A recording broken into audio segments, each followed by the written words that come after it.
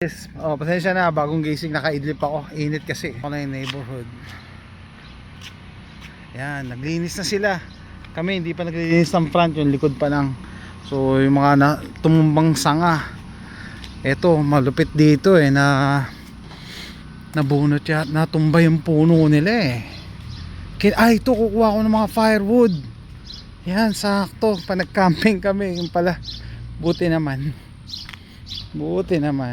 So basta nilagay mo yung mga yan sa curb, sa kurbada, free game na yan. Hindi ka na kailangan magpaalam. May makita ka dyan mga gamit, laruan. Eto, nabagsak yung po.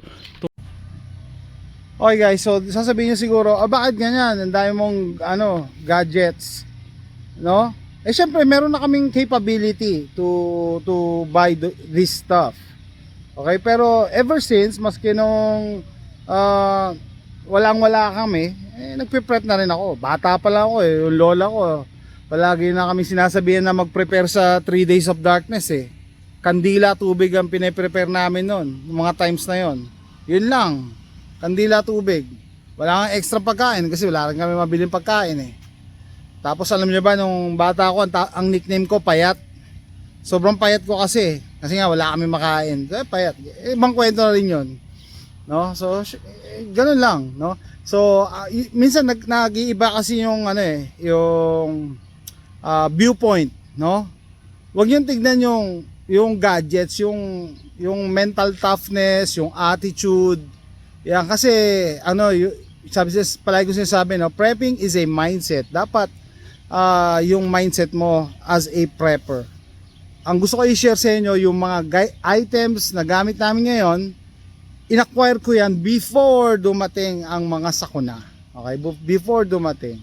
Okay? And I don't buy full price. Bumibili ako palagi pag sale lang. Lahat yan. Gadgets, baril, bala. Binibili ko na yan pagka sale. Pagka full price hindi ako bibili. So, mas mahaba yung nararating ng pera ko. Ganun lang yun. Kasama yun sa diskarte. Akala nyo ba marami na ako? Wala nga akong trabaho wala akong pera, no? It just so happen na syempre kanya-kanya tayong priorities.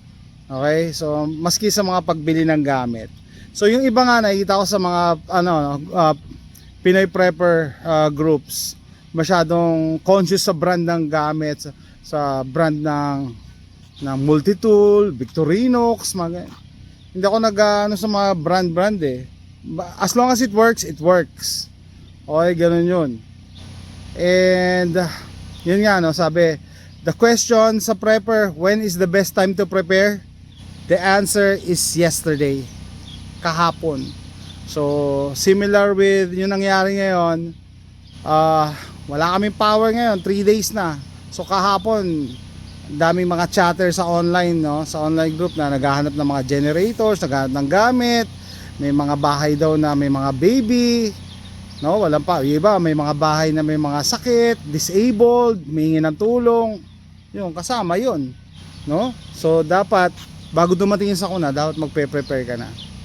Okay? Anyway, so tatapusin ko na yung video to. Sinishare ko lang sa inyo yung journey ko sa prepping, no? Abangan nyo na lang yung mga susunod na uploads kasi medyo hindi ako nakakapag-edit dahil nga ayokong gamitin yung laptop. Ang dami nakasaksak doon sa outlet ng generator. Anyway guys, thank you. See you next time. Bye.